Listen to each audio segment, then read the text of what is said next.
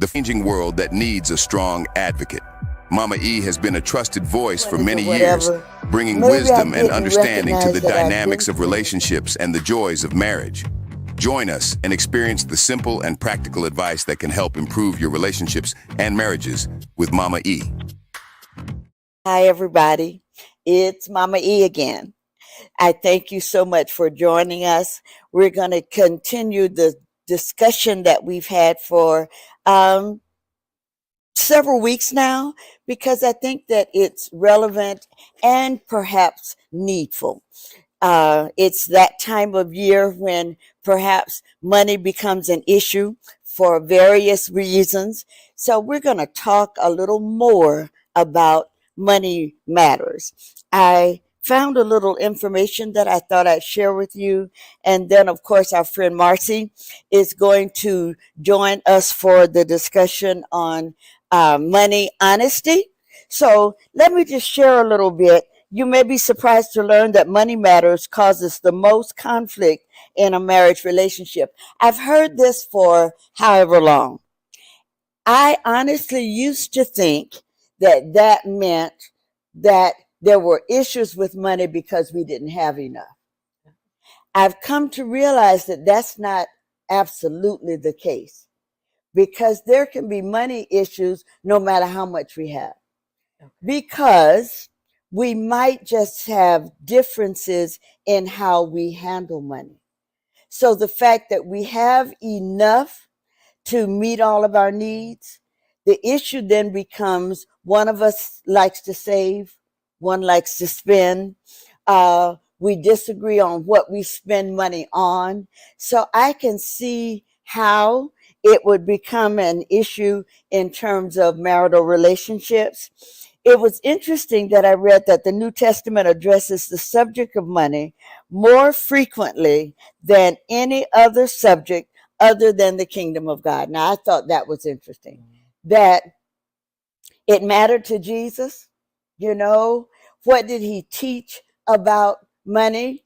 Why did it matter? Why did God put it in the Bible except that he knew that it was one of those things that we needed to learn?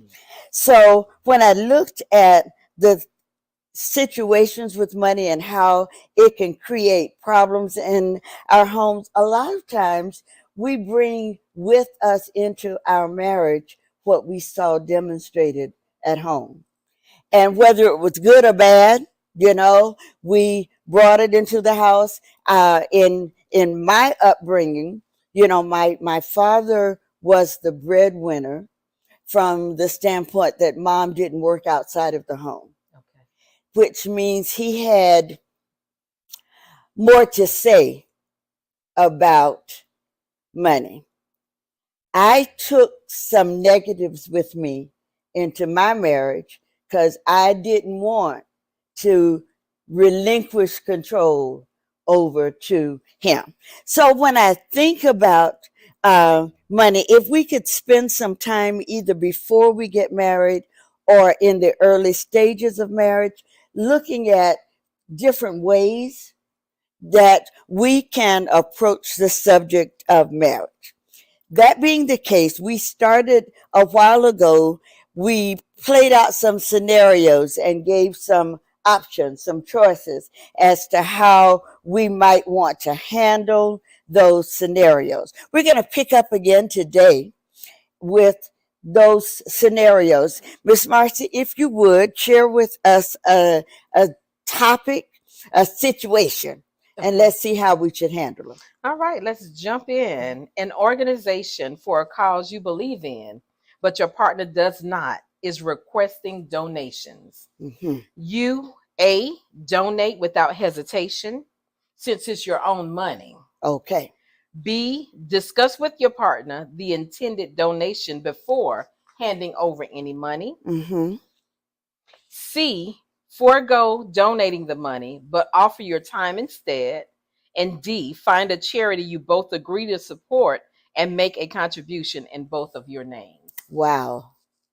Now, the two options on the end, C and D, seem to me to be a way that we could both of us can be satisfied. That maybe if we've talked about it beforehand and we've come to an agreement that we're going to give to, every year the fire department calls. Yes. And the police league. And then, of course, the kids are always with buckets in the street. They're for the little league ball game. So that there are any number of organizations that might be good. Okay. But even if they're good, they might not be good for you. So do you still need to agree? Both of you agree on that. So let me ask you a different question. Okay. So what if it was your tithe? Okay. I think that's one that really needs to be discussed. And it really needs to be discussed beforehand. Now, here's the thing. When we got married, both of us were okay with not tithing. Okay. Neither of us believed in giving 10% of our income to the church. Okay. But along the way, one of us accepted Christ, or even if we previously had accepted Christ, at this point, I see the light. Okay. So what we agreed upon in the beginning, suppose now it changes along the way, and my spouse still doesn't get it. I think that can be touchy because you believe in it. Yes. But I think that God desires peace. And how can I give of myself and still keep peace at home? Okay. And so it probably wasn't a problem until he saw the bank statement, or the one who was not giving saw the bank statement and realized you're giving that much to the church. Yeah. And because they're not a part of it, right, then it became a problem. So you're saying by keeping the peace. How can I still do what I believe the Lord requires of me without it being a problem? When we were talking the other day about me wanting to spend money on something that I wanted. Yes. And I decided I'd work overtime to make the money to do it. Is there perhaps a way that I can pull the money for tithe from something that doesn't come out of the house? And I'm not sure if I'm talking about working. Is there something that I can do that is essentially kind of my money? Did we decide that each of us is going to take X amount for lunch money? Okay. Do I want to give out of my lunch money and I bring a sandwich to work? Okay. And even then, I think we need to know that we're doing it. Okay. So that we don't have to argue about where it came from. I did not take it out of the grocery money. Okay. I did not take it out of household bill money. But, this was the money that we agreed that I would handle and require no explanation. I do think that grown people need money that they don't have to account for. Yes.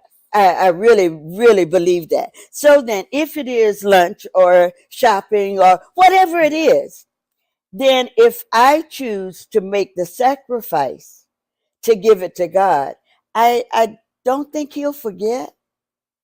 I personally think he'll give it back to me. Okay. So then again, it's still a conversation. It's still an agreement.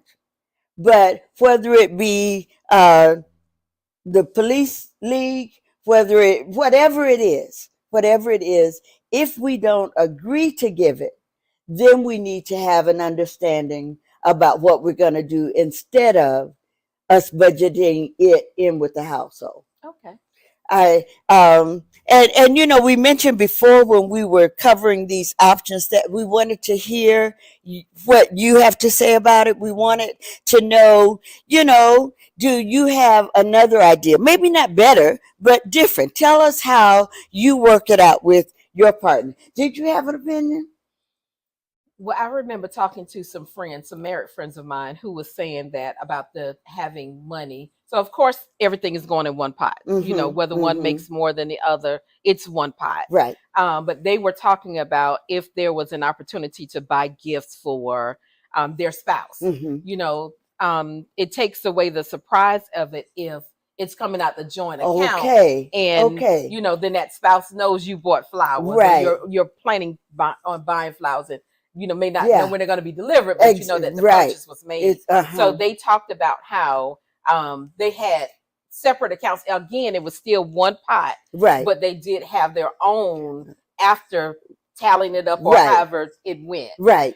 Where they were able to make those additional purchases, and maybe that would be that the sounds way, right. And then again, like you said, it wouldn't come out of the main funds that pay all of the bills, right? Because you have that conviction, right? You want to honor God by paying those tithes, right? But you want to also keep peace, right? So it's like, how do you balance the two? But right.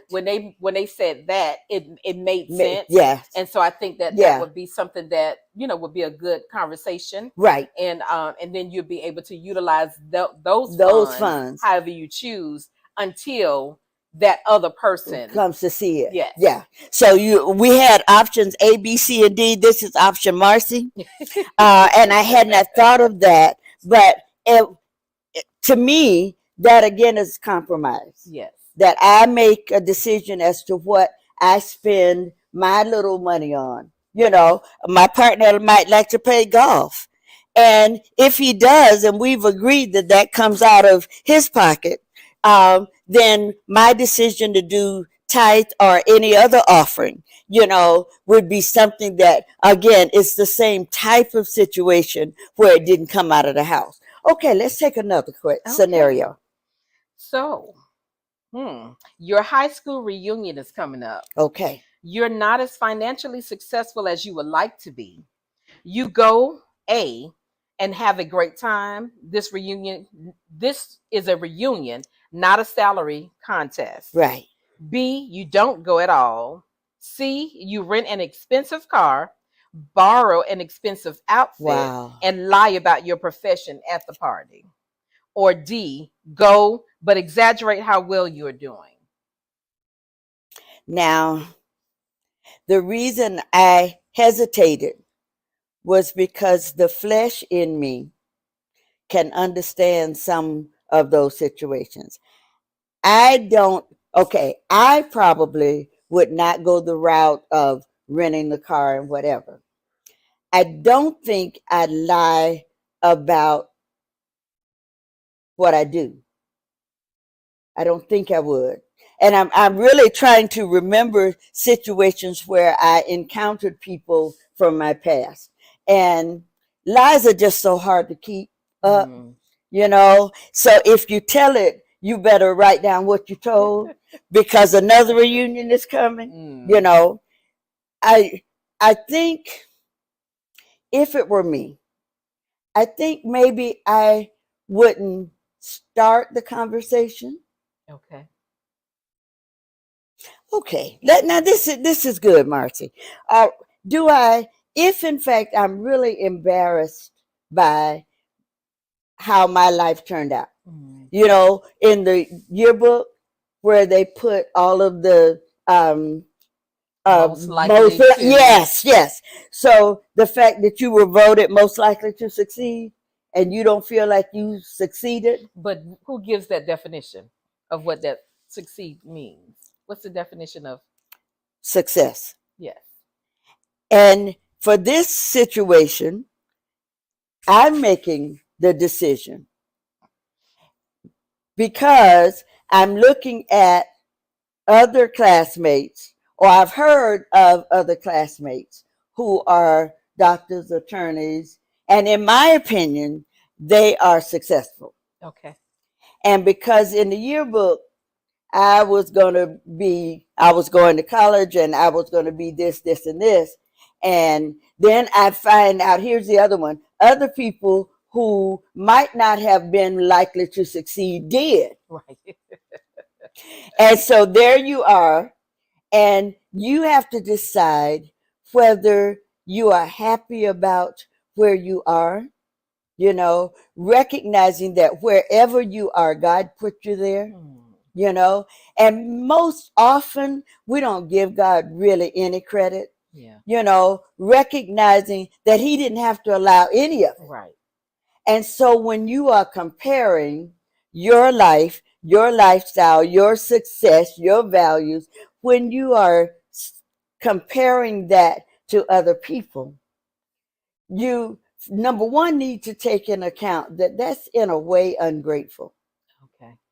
If we, and many of us don't allow God to be even in the picture, but if we were to stop and recognize that if it were not for him, Yeah. maybe I didn't end up going to college, but maybe I went to cosmetology school and I make mega bucks Yeah. from, even if I'm a kitchen beautician. Right. I mean, yeah. That, so that in terms of being successful, I am. And we have allowed the enemy to plant the thought Yeah. that because you didn't reach this level, You're just a. oh wow, Yeah. yeah, We've turned it into you're just you just a. yeah. Mm-hmm. And if we allow our thoughts, whether anybody said it to me, I would like to think that they would not say you're just a blank. But for the sake of those people who have no tact and would say that, that would be an opportunity for you to say, and I'm so grateful for where God has brought me. But I'm a good. Right. That's good. Mhm. So you don't value my being a cosmetologist. You don't value the fact that I've learned how to really color hair, and people come to me from all over Right. to do such and such. So it starts though with me. Yeah. It starts with me accepting where I am at this point. There's a scripture that says, being grateful, thankful for where I am, Whatsoever. for the state I'm in. Yeah. When that was written, they didn't mean the state of Georgia or the Right. state of North Carolina. Okay, that you go be content in whichever state. Yes. But if I would be reminded Yes. that that's what God said for me to do, it didn't necessarily mean that I could not desire to go to another state. But while I'm here, Right. I'm going to be thankful for this house, this car, Yes. you know, tell God that I'm grateful that you brought me here. Yes. And at the same time, for me to ask him for C and D. Yeah. You know, Father, I desire such. Now, let's also deal with why I desire more. Is it because I know my friend has more? Is it because the classmate that I haven't seen in 20 years says that he's, and so I have concluded, I drew an opinion based on the car that he drove to the reunion? But it could be one of those cars that we just mentioned. You go rent That an so expensive car, so you don't even know if that's theirs. that right. So that when so you're gonna we go get in debt, yes, behind right, someone else, yes, what they what it looks drove like, up in. yes. And so maybe we can caution our viewers, our listeners, don't make decisions based on what you think. Yes. The situation might look like Right. they have been blessed beyond you. And then the thing about it is, and as you were talking, it made me think, a lot of times we tend to, like you said, look at what someone else have, but we don't know the behind the scenes. Right. You know, they Right. may have that Yeah. expensive car that they drove up in Yes. could be there. Yes. But we don't know what type of situation that they're experiencing behind the scenes. Wow. You know, Wow. we know that a lot of times, even celebrities who a lot of times who we look up to. Yeah. We've had so many suicides. Right. We've had so Right. many deaths. Yes. From people who we thought were really happy, Yeah, right. you know, right. being in the state that they are in. Yes. Yes. But apparently that wasn't. So I think we should go back to that Yeah. contentment, Right. you know, being Yes. content in whatsoever Right. state that Yes. we're in, Yes. because we don't know someone else's situation. When we make decisions based on what we think, Yes. you know, we might end up with the same outcome. You know, that I saw the kind of wedding that they had. And so I want a wedding like that. But Yeah. it left me in $10,000 worth of debt. Yes. So now my husband and I are arguing all the time Mm. because I had the wedding like whomever, Yeah. you know, but it cost me. Mm-hmm. And it might have cost them too, maybe not in money, Mm. maybe in peace, you Yes. know. And you so can't purchase peace. no, Can't purchase yeah, peace. And so as you were saying it, when I first asked the question and we were talking about it, yeah, I thought that's something that people do when they're younger. But then I was thinking, no, we still do it, because yeah, as you get older, you think that you should be in a different state than you are in. yes, But like you said, yes, sometimes we don't stop to say, thank you for where I am, Lord. yes, You know, we yes, seem to think that each stage in life, I think that we don't get a chance to, or take the opportunity to enjoy it, right, because we're always looking for the reaching for next. something, You know, yes, I'm here yes, and I was there and now I should have now, been here. yes, And so we right, don't ever take the opportunity to right, enjoy where we are. yeah, and so then it's so important for us to, as you said, number one, enjoy where we are and evaluate all of our motives. Why do I want this? You know, there are some desires that we have because of the ministry that God has given us, and we want to have a place to do that. You know, not that you couldn't have it in less, but if this is your desire, that's between you and God. Yeah. You know, when we want things for the sake of other people seeing what I have, and I'm going to make a way for other people to see. And many times, even though that's all right, but how many times do we make known what we have and we don't bring God into it at all? We don't give him any credit. We never say, oh, it's a God thing. You know, I am so grateful to God for what he did. Yeah. So that not doing that, allowing ourselves to take credit.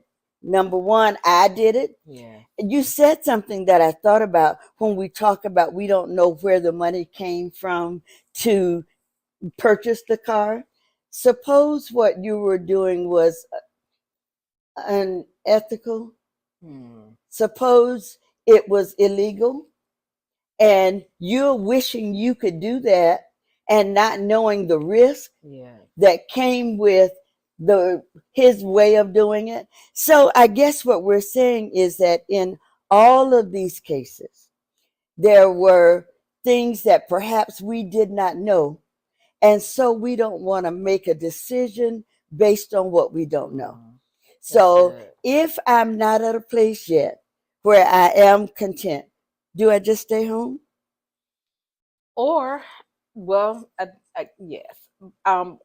So I really want to say no, but I think the key was, if you're not in a place where you're content, then maybe I should. But I think a lot of times, when we go is when we realize that, there's others that are free, and enjoying life, and they may not be at a fraction of where you think you want it to be, or you need it to be.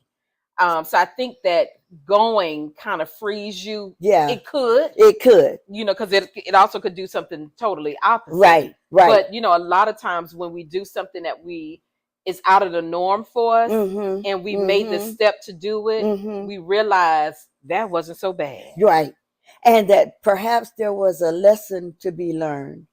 And even if nobody said it, you might come away from the reunion thinking, as you said, that wasn't so bad. And I got a chance to laugh and talk and enjoy myself. And looking forward to the next one. But if we tend to kind of fall back and say, I'm not gonna go. Yeah. One, you don't get that experience. And two, the next year, if you're in the same situation, or you've progressed just a little, but you still don't think that you're farther enough along, then you're back at another, whatever, however long the next reunion is, and you feel like I'm not going. So now I'm really a loser. And so maybe, as with everything in our lives, since we finished high school, we've tried other things. Yes. we have had experiences in the 10 years, 20 years, however long it's been. We have had experiences that we can now draw from. We can, maybe in going, somebody will say something that boosts your spirits. You know, Marcy, girl, I can remember when we were in high school and you did such and such. I've never forgotten that. You know, you were head majorette, you were good. And just going and hearing those kinds of remarks, it really might not even be about what you have. Right. You know, when everybody's showing pictures of their kids and their grandkids, I got those, Right. you know, Right. and so there might be other things that come into play that we're proud of. Yeah. You know, you never know the impression that you made on someone, even at that time. Yes. So that Yes. could just be the reason. Absolutely. You know, someone Absolutely. was able to share, you know, the last time I saw you, you know, you said this or you did this, and it really blessed me. Yes. Yes. So if it was nothing but for that, you know, that you had an you opportunity didn't to hear that. even know that they remembered. You know, somebody mentioned a song that I sang in high school, and I'm like, for real? And so that if in fact 20 years ago I blessed somebody to the extent, you know, you don't even remember what the song was, but there are different things that people take away from their encounters. Yeah. And what we're going to take the focus off of me and put it on, Lord, did I do anything that blessed somebody else? And getting to the point where I am enough. It Wow. doesn't mind what I have doesn't define me. Yes. So I'm okay. Yeah. I may not have that, but I'm enough. Yes. I think that if nothing else comes out of this scenario, that when all of the situations come up where I get an opportunity to think through this, that I should have grown since high school. And if I've grown to the extent that I'm good, you know, I'm happy with me. Yes. Regardless as to what my personal or private goals are, for right now, I'm good. Yes. You know, there are so many things that we can be thankful for that are not in materialistic things.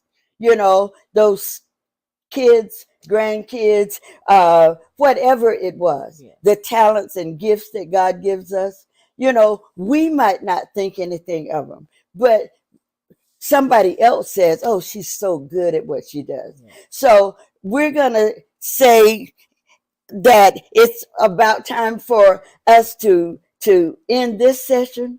But I think we're going to pick up here again next time because there are just so many situations that come up as it relates to money matters. So join us again next time for Ask Mama E. We'll see you then. Today's show was truly one of a kind, but it still focused on addressing controversial topics to support the importance of marriage. If you have enjoyed similar programming, we kindly ask you to reach out to us through email, inbox messages, or phone calls. The ministry of Mama E thrives thanks to partners and friends like yourself. We can't wait to see you again next week at the same time and on the same channel.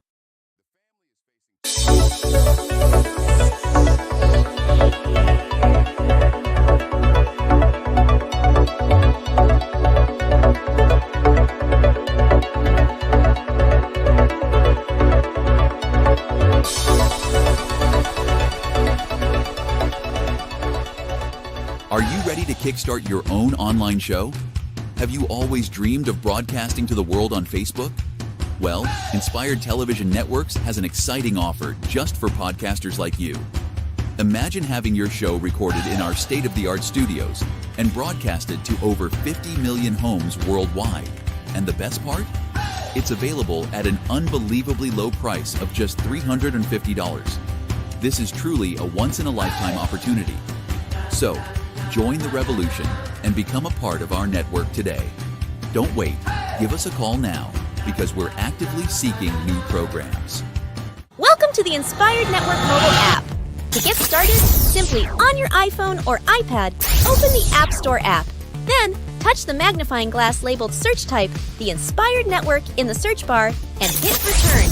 Look for the app and tap the Get button to download it for free. Once the download is complete, open the app by double-clicking the side button. You can also tap the Open button at the installation. To access the app in the future, simply tap the app's icon on your home screen and find the app's icon. Join us now on the Inspired Network and unlock a world of inspiration. Are you feeling hopeless and stuck in a difficult situation? If so, I have a suggestion for you. Sometimes we need a bit of divine intervention to help us out. One way to seek divine intervention is through prayer.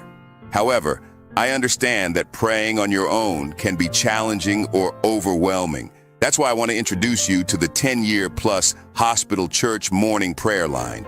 We have witnessed incredible miracles, such as people who were on the verge of death being healed, marriages being restored, children transformed, businesses flourishing, and relationships being rekindled. It's a great way to start your day. The prayer line is available every morning from Monday to Saturday, starting at 7 a.m. until 7:30 a.m. Simply dial 904-299-7241 to share your prayer request, and our devoted saints will begin praying for you. It's a powerful experience that can bring about positive change in your life.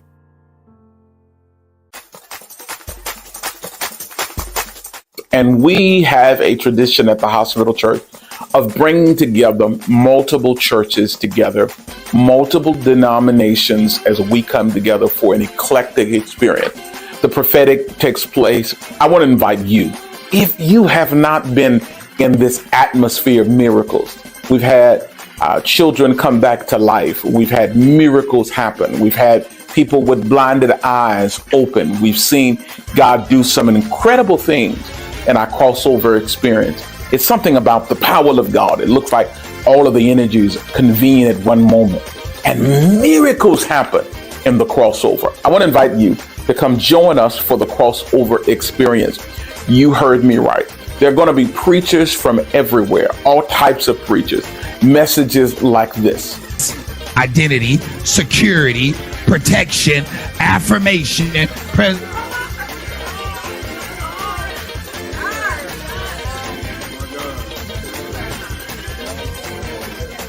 So then if you're missing that, and then you go out there to a world that's also missing You make disciple. Now this is little bit heavy sermon. You want to be a follower of Christ? Practice discipleship. You multiply. To me, grab somebody by the hand and say, when I pray, I'm bringing you with me. Say yeah. Say yeah. Woo! He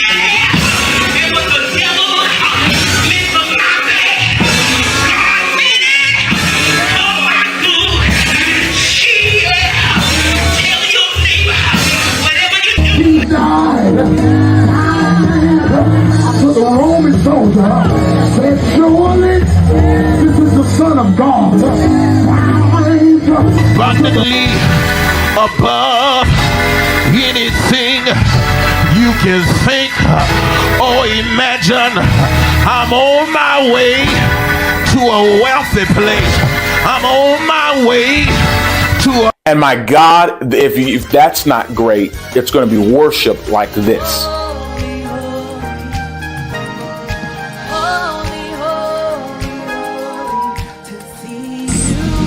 Say yes.